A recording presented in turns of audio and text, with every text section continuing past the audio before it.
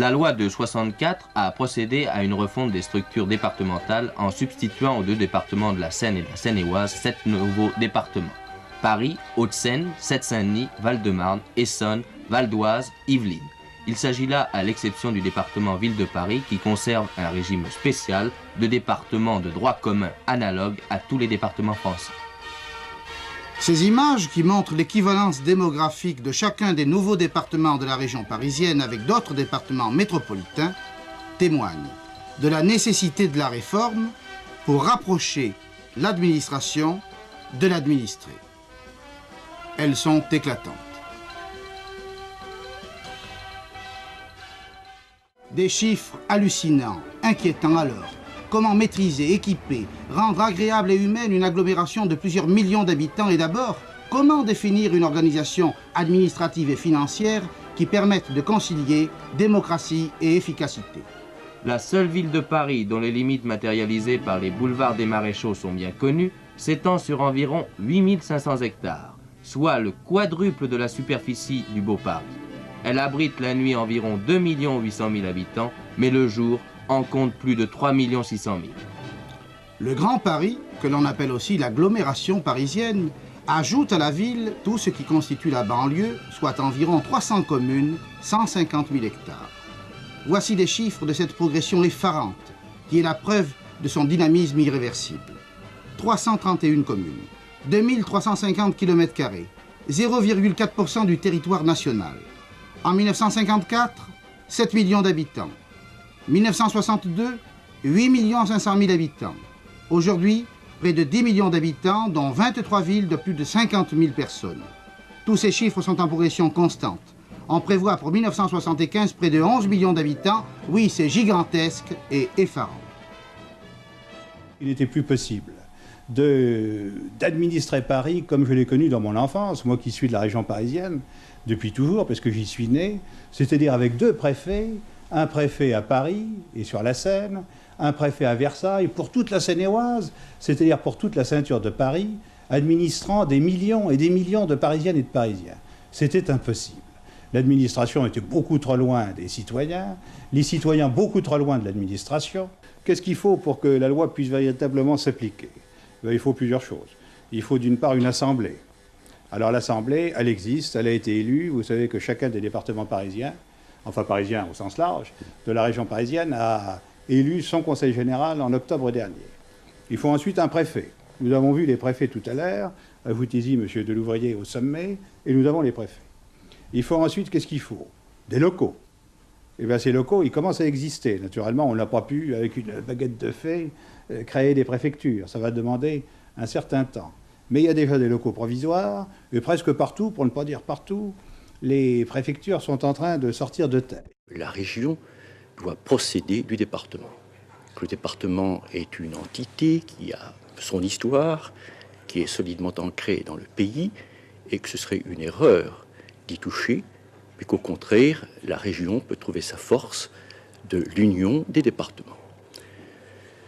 Nous pensons à ce sujet qu'il n'est point nécessaire de tout bouleverser, mais qu'il est très possible dans un premier temps de constituer une assemblée régionale procédant des conseils généraux qui siégera à côté du préfet de région afin de contrôler l'action du préfet de région.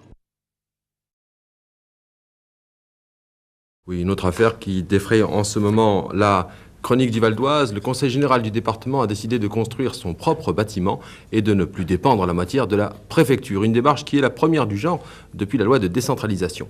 Le nouveau bâtiment, construit très rapidement, il faut le dire, se distingue par des équipements ultramodernes. Certains parlent de gadgets. Écoutez les explications de Marie-Claude Schulz. Le déménagement du Conseil général de la préfecture était une nécessité.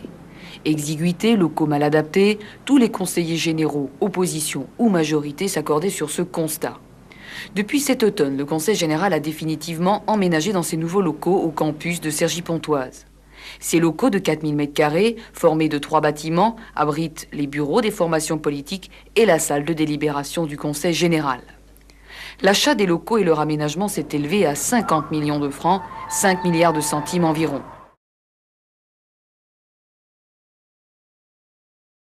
Connaissez-vous les nouveaux départements de la région parisienne? En principe, oui, tout le monde les connaît, les Hauts-de-Seine maintenant. Ici, il y a la Basse-Seine, je crois, et il y a le... Ah, c'est curieux, je les connais bien et d'un seul coup, je les vois plus. Je les connais, mais pour vous en dire le chef-lieu, j'aurais peut-être un peu de peine. Ou tout du moins leur nom. Oui, oh, ben, naturellement. Lesquels? Eh bien, les Hauts-de-Seine, par exemple, dans lequel nous sommes, par exemple, la Seine-Saint-Denis, Très bien. les Yvelines, le Val-de-Marne. Les Hauts-de-Seine. Je sais pas, moi. 91 Essonne, 92.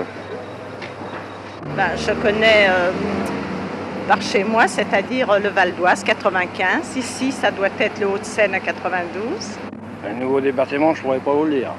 Bon, par le journal, d'avoir vu comme ça, oui, les Yvelines. Depuis la création de ces nouveaux départements, avez-vous ressenti des avantages ou des inconvénients? Ah, moi, pour l'instant, je n'ai absolument rien remarqué de changer. Oh bien, il y a toujours des inconvénients, ça dépend comment on le conçoit. C'est-à-dire quand on écrit les numéros, tout ça, c'est mieux quand même. Je ne sais pas, pour moi, je trouve que c'est un inconvénient parce qu'on est obligé de changer le numéro de la voiture maintenant.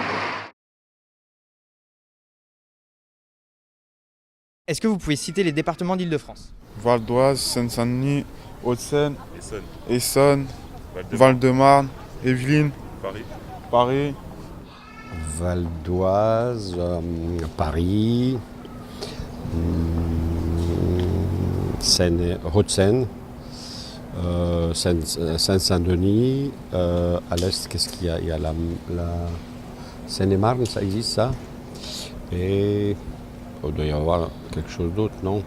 Les Yvelines, le Val-de-Marne, l'Essonne, le Val d'Oise, les Hauts-de-Seine, la Seine-Saint-Denis, le Val-de-Marne, je crois que je dis, et puis Paris. Oh, il y en a plusieurs. Il y en a Val d'Oise, Yvelines, et Seine-et-Marne, 93 c'est Saint-Denis, et 91 je ne rappelle plus. Voilà, oui, c'est déjà pas mal, non? Est-ce que vous connaissez l'ancien nom du Val d'Oise? Non. Est-ce que vous connaissez l'ancien nom du Val d'Oise? Non. L'ancien nom du Val d'Oise, les Yvelines, je crois. C'était la Seine-et-Oise. Ah, Seine-et-Oise, oui. La Seine-et-Oise. Pour ou contre la suppression des départements? C'est pas que je suis contre, mais je vois pas l'utilité. Les supprimer, pourquoi? Si on me montre que c'est plus intéressant, mais ça avait l'air de très bien marcher jusque-là. Je connais pas assez. C'est vrai, enlever une couche, c'est pas mal. Allez, hop, on y va. Il y a trop de couches là, l'une sur l'autre. Ouais. D'accord. C'est le département qui vous envoie? Est-ce que vous pensez que ça peut améliorer quelque chose, la suppression des départements? Non. Franchement, non. Ça ne sera pas source d'économie, je crois pas. Non, moi je suis contre. On est très bien comme ça, depuis 50 ans.